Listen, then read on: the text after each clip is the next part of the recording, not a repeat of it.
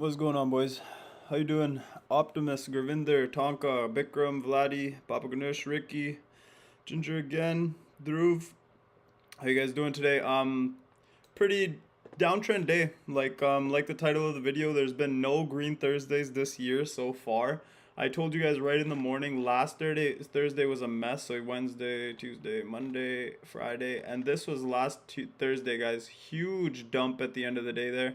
We got more of the same today. Trend day down. I mean, there was no real bounces today.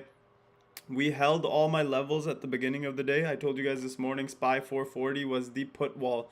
So we dumped right off open, held 440 on the first one. I know a lot of members caught calls here, and the rest of the day was just a downtrend day. We crushed puts all day.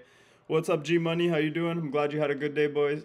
Mostly everyone in MSL had a good day, I'm guessing. Anyone that was talking or chatting or on the voice chat, they all had good days. We crushed puts today. It's very obvious what was happening. And as soon as we broke through that put wall, told you guys we might bounce back up, touch it again. Exactly what happened. And then we dumped into the end of the day there, guys. Closed near the low of the day. Everything's bearish. Aftermarket here, a little bit of buying. I wouldn't be surprised with a little bit of a gap up tomorrow unless there's war news. What's up, Andrew? How you doing? That's why I took off my Apple puts and those SC puts a little bit early. Might get a gap down. I don't know. Right now it's kind of 50-50. But if there's no war news, no other news, I would expect a little bit of a bounce here just because we're oversold on a lot of time frames now, guys. I'm saying miniature bounce. I'm not saying jumping leaps, jumping farther out calls. I'm saying tiny little bounce that we can re-short. So what's happening right here is the hourly is oversold.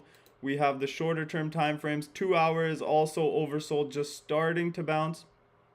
4 hours is getting down there, not quite oversold, but it looks like it's starting to curl up.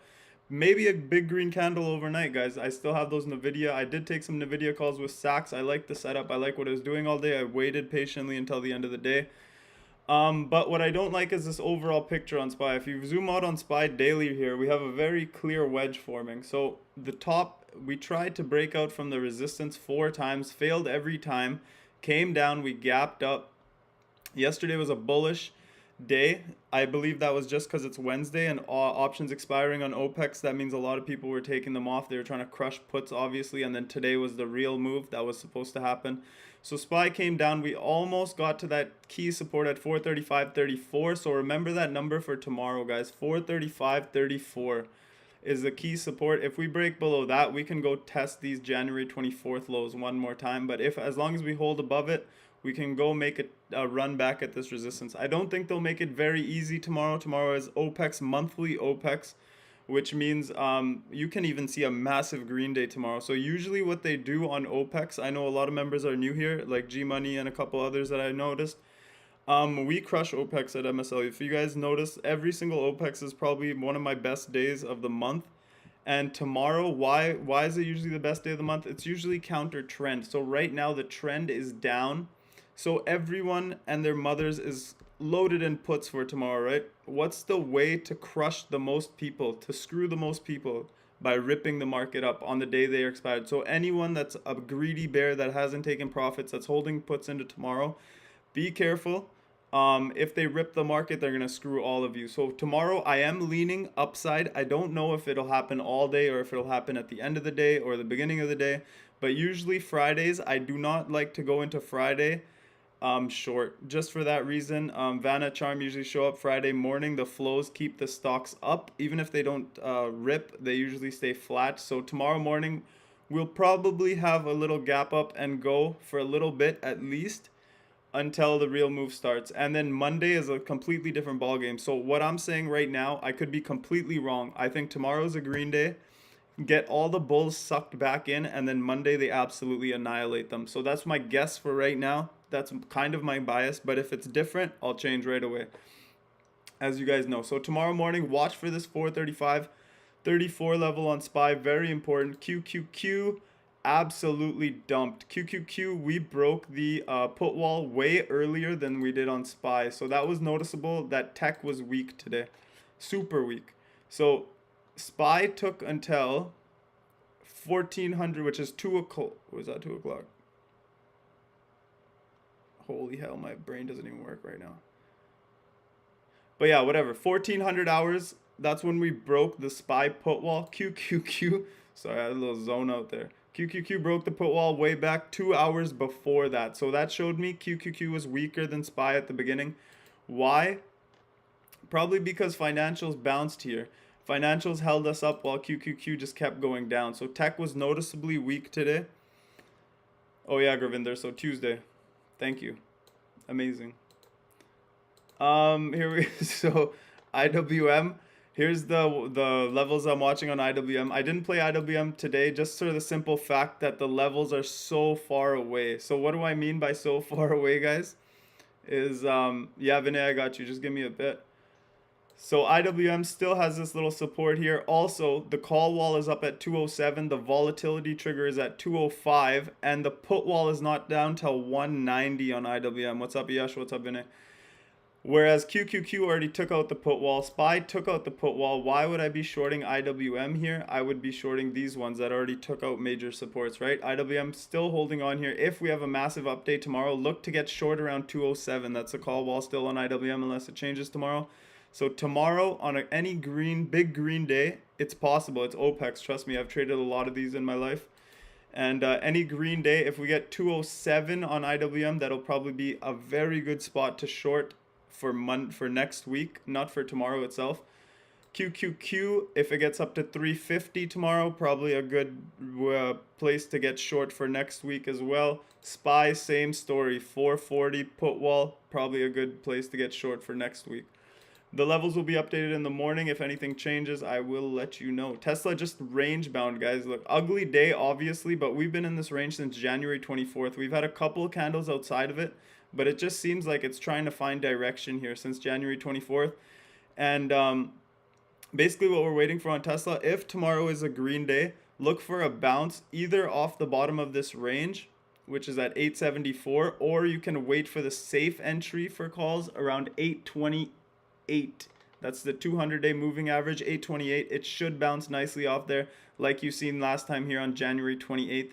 The first time it tests it, it usually bounces. If it wants to continue lower, it might just bounce, and then the next day or 2 days it rolls over. So watch 828 and 871 on Tesla. Very key levels tomorrow. BTC continues to be in the gutter. I posted this morning. It looked like a little inverse head and shoulder. These are the levels I'm watching on Bitcoin: 44.3, 44.80, and 35,000. So these three levels are key for me right now. Bitcoin right now, it's going to support at 40,600. Other than that, I mean, it's still a bullish setup. Today, obviously, we rejected hard off 44,232. If Bitcoin shows some strength going into market open tomorrow, guys, keep that in mind. That might help the market. So watch Bitcoin very closely tonight. If we start showing some strength in Bitcoin, it can be an indicator that the market can bounce nice tomorrow. Other than that, everything looks, if it breaks through this support, I mean, we can go right back down to 35,000, guys. Let's go NVIDIA. So NVIDIA, I took some calls at the end of the day there. I know Saks, what is that candle? Ooh la la. 253. Wow, my calls would have been in the money. Interesting. Or close to the money. So NVIDIA had earnings yesterday, right, guys? They had good earnings. I mean, it doesn't matter what kind of earnings you have nowadays. In this weak market, they're going to sell you off, right? So basically, NVIDIA had solid earnings. They raised their guidance. Everything was pretty good, in my opinion.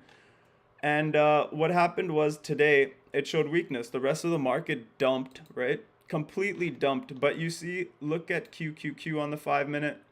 We made a low at 1050, and then we took out that low within 2 hours. NVIDIA made a low at 1050, or made the low first. It made the low at 1020, and then it never went and revisited these lows. What are these lows? If you zoom out on the daily on NVIDIA, what I liked was there was a gap to fill down here until this candle, until 240.267. 240.267.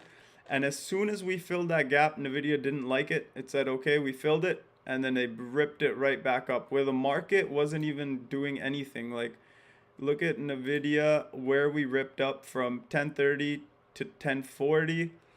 What did QQQ do there? 1030 to 1040. 1030 to 1040. Look at this. On QQQ, we got a 0.07% pop, whereas NVIDIA was up a lot. Do you see that pop off the lows? and then we just kind of based for the rest of the day. The rest of the market was losing its lows, it was crashing, it was dumping, but Nvidia held all day. I like that. They held the premium in the calls all day for next week. And let's see if we get a gap up tomorrow so I can get out quick. But other than that, I told you guys it's OPEX. We can crash hard tomorrow. We can rip hard tomorrow. Nobody knows about OPEX. AXP, but I told you my position, my kind of bias. AXP super strong, guys. This one's going to be tough. So many better names to short. That's why I haven't added the March 18th yet. But if we do start losing lows here, these daily candles show that it wants to turn down. If market weakness continues, we need to lose this 8-day moving average. It's been like gum or something. It's stuck to the 8-day moving average. We got a reversal here, stopped at the 8-day moving average, bounced hard to all-time highs. Profit taking at the top here, profit taking at the bottom, the top here, and this does look like a doji today, which signals reversal, but we're kind of going sideways, so it doesn't mean that we're going to crash. It could mean that we're going to rip to new all-time highs.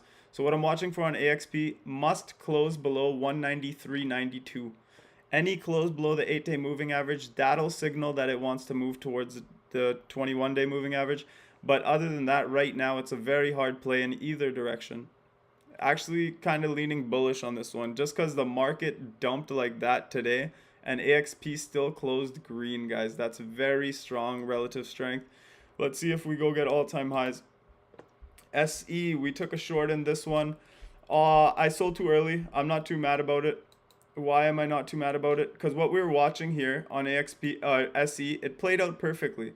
Our play was right, but it wasn't moving as much as other stuff. So this was the head and shoulders I seen. Ignore the weird ass lines. It's late in the day.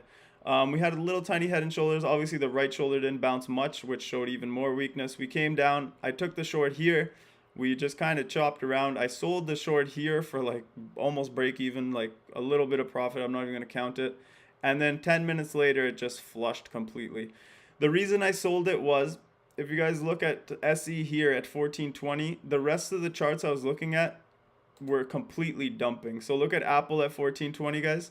Look at this big red candle, straight flush, right? 1420. SE was just kind of holding on to that support. So that's why I got rid of it. I said I'm going to focus on names that are dumping more. Obviously, in hindsight, it was a mistake, but I don't really care. Like, well, Apple made my day anyways. SE, overall on the daily SE, I got a lot of lines here. There is some support here at right about here at 140.36. We did close below that, so that tells me we can go revisit this low at 127. So SE move to 127 is possible if the market remains weak. If we get any type of bounce on the market, I think SE bounces hard. We have a gap to fill all the way to 155 as well, so keep that in mind before you're jumping in blindly short. BAC and the rest of the banks destroyed. Those $46 lottos winning the money. Congrats if you held them. That was a painful ride for a while. But it's doing exactly as we expected. Double top to perfection.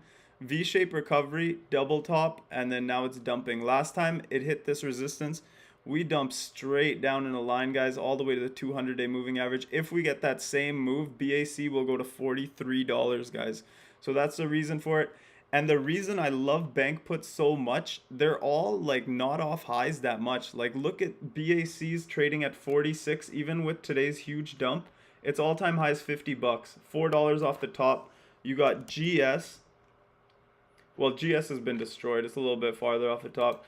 You got MS completely destroyed, but look at this range that we're in right now on MS. So MS just completely destroyed off all-time highs. You got JPM, terrible earnings, bear flagging, and it looks like it wants much lower. All these banks just look ugly to me, and these are probably the cheapest puts you can find right now because tech has already been destroyed, guys. So even WFC, wow, I didn't even see this. Okay. So WFC looks like it's about to get destroyed here as well, guys. Keep an eye on this one. A little head and shoulders action there. Alright, someone remind me about WFC tomorrow. If we get a little bounce on WFC, I might be looking short to shorted into March. Let's take a... And other than that, like, all the banks are just weak, guys. You can see all their charts are disgusting. And they're ready to break down. If the market shows weakness, bank puts are probably the way to go farther out. Apple, ooh, big spike after hours. I don't know what algo these buys. Maybe, I don't know. Maybe stock buybacks by the company. Let's see tomorrow. Maybe it's just nothing. Apple absolutely disgusting today. If you guys looked at the newsletter, I pointed out exactly what would happen on Apple. I played out my plan perfection. We had this little. I will go over it, Gravinder. 1 second. Exactly, Ricky. Yeah, it looks disgusting. It looks just like Amazon and IWM as well. If you want to look at IWM, this is MS. Huge base, right, guys? Huge base for a long time, and then eventually it'll break down. It's under the 200-day moving average. It's the same thing as Amazon. This is what he was talking about. I'll go over it in a second, Ravinder. Look at this big range, and then we finally broke down, and it's the same thing as IWM. So very similar patterns all over the place, and some charts will show you where they're going, right? I'll do Apple and then I'll do Amazon. So Apple, I put in the newsletter. It looks very weak. We were being held up on this bull flag by all these moving averages. Once we broke below the moving averages, we knew the move was coming. Last week we got this move on Friday, big down day. I didn't want to just short it in the hole. I hate taking puts when it's already down a lot. We bounced off that view this resistance. I'll show you it in a second. And I told you guys I'm looking to get short Apple around 171. Today we went and back tested that support line at 171. I got short. My target was 169.69. It's not just for comedy. We had a gap to fill down here to 169.58. So I was just taking it off early because it's funny. But we filled the gap and we closed in the gap. So tomorrow, if Apple wants to bounce, we also have the anchored VWAP from the lows right here. If Apple wants to bounce, I will not be surprised. That's why I sold my puts. I'd rather be kind of flat or leaning long side overnight just in case. I don't think we'll gap down after an ugly day like today.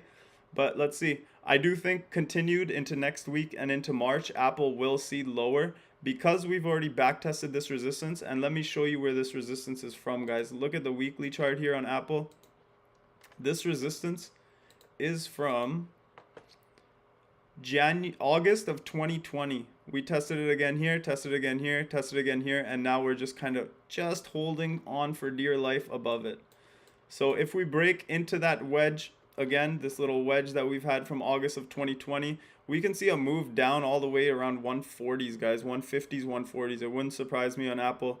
But again, I'm not the type of guy that turns into a perma bear. I'm not going to go and take May Apple 150s. I'd rather take the 170s for next week, which I did, sold them. I'll buy 165s for March, I'll sell them. I'll take 160s for April, I'll sell them. That's how I trade in a bear market. But I don't like holding positions that are red, so I'll just keep rolling them out instead. So watch Apple to break below this wedge. You guys can draw that wedge out yourself.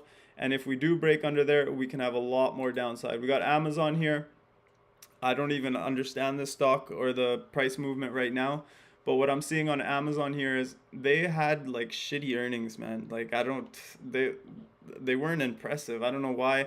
I guess there was too many bears in Amazon or something and they squeezed it up. Now we're just kind of chop zone. Like I don't really see a clear direction on Amazon. What I did see is we cannot get back over the 50-day to save our lives. Right here on February 9th, after the earnings gap up, we tried to run. We hit the 50-day and this resistance at 32.60. Complete rejection, came down. Tested this lower support again, came back up, and now today again we rejected the 50-day moving average almost to the dot and then just completely dumped down. And if you guys know, this morning Amazon was one of the strongest stocks there was, guys. Awesome. This morning Amazon was one of the strongest stocks, completely rejected the 50-day, trying it 2 times.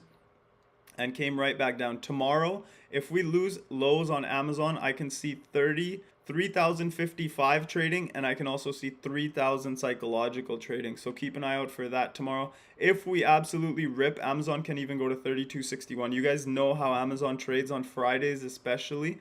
And if there is a move there, I'm sure someone in MSL will catch it.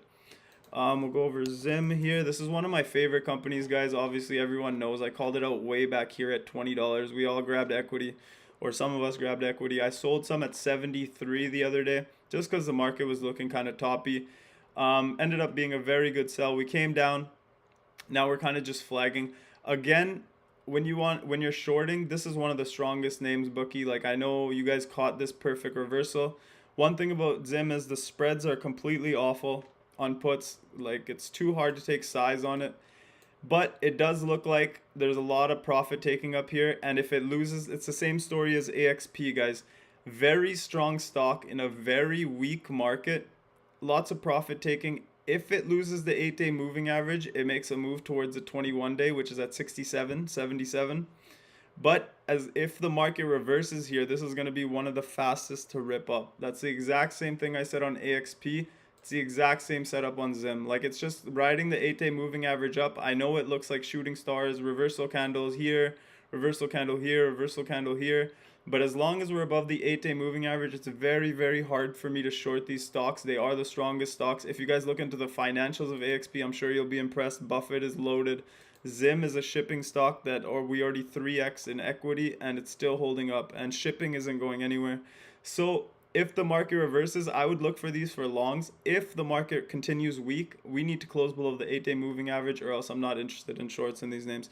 Other than that, I mean, even the weekly, let's check out the weekly for a second here on Zim. Like, look at this weekly. How can you tell me that this is going to come down? I know it's really extended off the 8-day moving average. So every time on the weekly gets extended off the 8-day moving average, it puts in like this doji last time and reversed down to the 21-day. So maybe you need a doji. Maybe you need, like, this looks like a reversal candle here. It all depends on tomorrow how this weekly candle closes. That'll give you a direction of what's going to happen on Zim. But if we close strong tomorrow and near the highs, this is a hammer candle on the weekly, and it looks like more all-time highs coming. So keep that in mind. Watch different time frames. Don't get too bullish. Don't get too bearish. I was going to swear, don't buy puts in the hole, guys. Wait for bounces. Wait for your entries. Don't have FOMO. And I will see you tomorrow to make a lot of money.